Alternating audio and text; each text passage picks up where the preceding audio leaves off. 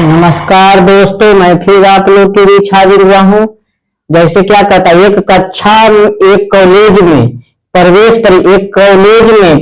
परीक्षा में कक्षा के सभी 30 लड़कों द्वारा प्राप्त औसत अंक कक्षा के सभी 20 लड़कियों द्वारा प्राप्त औसत अंक से 5 कम है। यदि पूरी कक्षा का औसत अंक 25 है तो लड़कों के औसत अंक का लड़कियों के औसत अंक से अनुपात बताइए। देखिए कहता है एक लड़का है, एक क्या है, लड़की है। अब कहता है इसका जो औसत है ना, वो क्या कहता है, देखिए लड़का द्वारा प्राप्त औसत अंक लड़की द्वारा प्राप्त औसत अंक से 5 कम है। तो अगर लड़की का x मानते हैं तो लड़का का औसत अंक कितना हो जाएगा, x-5, क्योंकि इससे 5 कम है।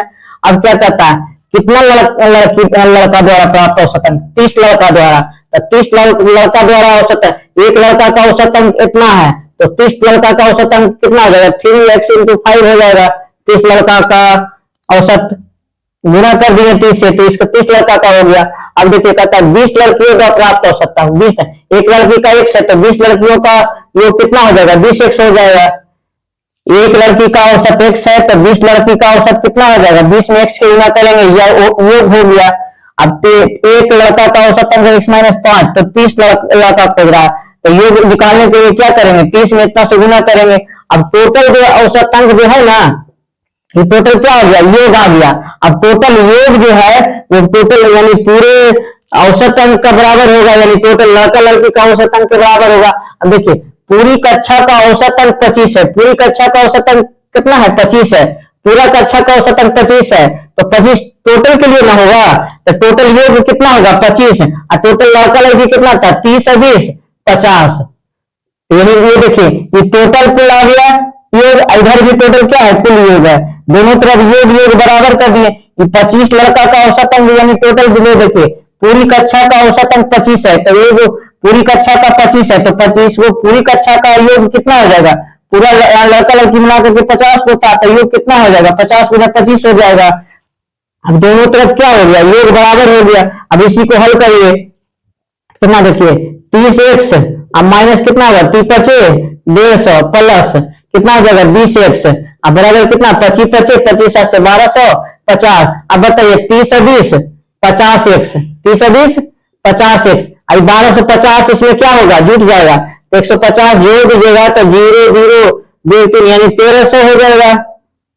अब 1 0 से 1 0 क्या होगा, खत्म हो गया, 5 से काटिए, 5 × 10 5 × 30 26 25 30 से 26 25 ठीक है ना, 0 5 10 गुना बाकी 1 2 1 3 1 4 1400 होगा। यहाँ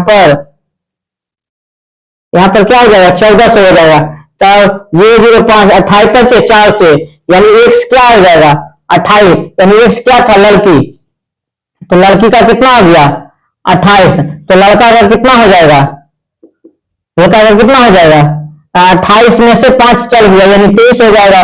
तो देखिए ये तो नहीं होगा, ये भी नहीं होगा, अब ये दोनों में से कोई होगा। तब पढ़िए, देखिए लड़का का औसत अंक का लड़की के औसत अंक से बराबर, यानी लड़की को औसत अंक से बनाना, तो लड़की का औसत अंक से लड़की को नीचे रखना है यानी 28, और लड़का को कहाँ रखना है, ऊपर, तो लड़का कितना है 23। अब देखिए इससे 5 कम है कि नहीं, देखिए तो है ना कम, तो कहता है लड़की के औसत अंक से बताना है, तो लड़की का औसत अंक को क्या रखना पड़ेगा, नीचे, यानी कितना हो जाएगा 23 अनुपात 28, ऑप्शन नंबर क्या हो जाएगा 1 हो जाएगा। अब देखिएगा अमित एक दुकानदार से 3 रुपया प्रति पेंसिल के दर से 50 पेंसिल खरीदता है और 15 पेंसिल 3.5 रुपया प्रति पेंसिल की दर से और शेष पेंसिल 2.5 रुपया प्रति पेंसिल की दर से बेचता है। अमित को हुए लाभ या हानि की गणना करें। देखिए कहता है 3 रुपया प्रति पेंसिल की दर से 50 पेंसिल खरीदा, तो 50 पेंसिल खरीदा 3 रुपया प्रति पेंसिल, यानी एक पेंसिल का दाम अगर 3 रुपया है तो 50 पेंसिल का दाम कितना होगा, 50 से 150, यानी क्रय मूल्य कितना हो गया 150। एक पेंसिल का दाम 3 रुपया तो 50 पेंसिल टोटल खरीदा तो 50 से 150 क्रय मूल्य हो गया। अब इसमें से कहता है कि 15 पेंसिल को, यानी 15 पेंसिल को ना है 3.5 रुपया की दर से बेचा, 3.5 रुपया की दर से बेचा यानी विक्रय मूल्य है। 15 पेंसिल को 3.5 रुपया प्रति पेंसिल की दर से बेच दिया, और शेष पेंसिल कितना बच गया, एक टोटल कितना पेंसिल था 50, 50 में 15 को इतना से बच गया तो बचा कितना 35 पेंसिल बच गया, 5 5 10 के 0, 3 1 4 1 5, यानी 35 में 15 जोड़ेंगे 50, टोटल 50 पेंसिल। तो 15 को तो ऐसे बच गया 35। शेष पेंसिल को कैसे बेचा, यानी 35 को कैसे बेचा, 2.5 रुपया प्रति पेंसिल की दर से बेच देता है। तो कहता लाभ है। अब इसको पहले विक्रय मूल्य निकालिए। तो विक्रय मूल्य 15 गुने 35 करिए पहले।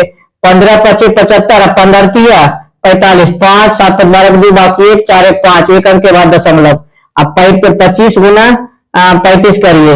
25 पचे 25 से, अब 25 तिया 75, 5 5 2 7, 5 2 7 7 1 8, एक अंक के बाद दशमलव, यानी 87 पॉइंट क्या हो गया 5 हो गया। जोड़ दिए 0 7 5 0 7 9 10 में बाकी 8 5 14, यानी 140। टोटल विक्रय मूल्य कितना हो गया 140 रुपया।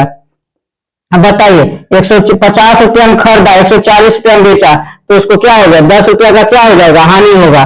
10 रुपया का क्या हो जाएगा हानि हो जाएगा। तो हानि वाला होगा, लाभ वाला तो होगा नहीं, लाभ वाला होगा नहीं। जब भी होगा क्या हो जाएगा हानि हो जाएगा। तो हानि अब गुना 100, अब बटा क्रय मूल्य कितना है 150। अब इसको कर 1 0 से 1 0, 5 3 15, 5 दूना 10, यानी 20/3% की हानि। अब बताओ 20% की हानि यानी 3 6 18 6, देखिए 6 इसमें है 6 इसमें नहीं, यानी ये क्या होगा खत्म हो जाएगा, यानी ऑप्शन नंबर क्या हो जाएगा ये सही होगा।